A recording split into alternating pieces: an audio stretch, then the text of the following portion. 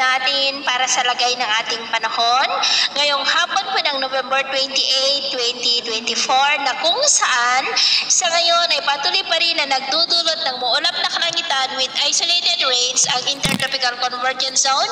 amihan at easterlies dito po sa malaking bahagi ng ating bansa. Ang amihan ay lumakas na po ang bugso nito at umaabot na hanggang dyan sa may Southern Luzon, habang ang Intertropical Convergence Zone ay patuloy pa rin na umiiral at nakakaapekto po ngayon sa Mindanao at easterlies naman ang patuloy na umiihip dyan sa may Kabisayaan. At sa atin pong long range forecast, maliban po sa posibleng pamumuo ng low pressure area sa silangan ng ating bansa, sa susunod po na mga araw ay wala naman pong bagyo na nakikita na tatawid po dito sa ating bansa for the next 2 weeks. Pero posibleng sa ikalawang linggo ng Disyembre ay may namamataan dito na banta ng sama ng panahon na lalapit po dito sa ating bansa gaya ng inyong nakikita, at ang development niya na ating babantayan kung matutuloy po o hindi, at ang susunod na bagyo ay tatawagin sa local name na Bagyong Kerubin. At sa lagay ng ating panahon,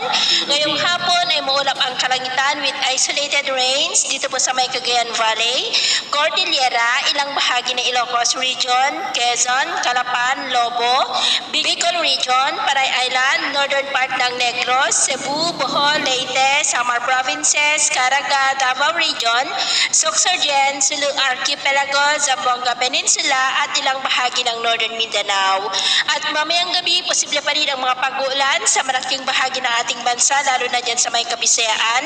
Mindanao, ilang bahagi ng Southern Luzon at ilang bahagi ng Northern Luzon. Mag-ingat po tayo sa mga banta pa rin ng mga pagbaha at pagguho ng lupa. Sa atin naman pong mga baybayin, iwasan na muna natin ang papalaot sa kanlurang baybayin ng Luzon, maging po sa mga baybayin ng Cagayan, Babuyan Islands, Batanes Island at silangang baybayin po ng Luzon, Eastern Visayas Seaboard, hanggang po sa silangang baybayin ng Surigao Provinces, dahil ang mga alon dyan ay posible po na aabot hanggang sa 5 to 12 feet. Kaya hanggat maaari ay iwasan na muna natin ang papalaot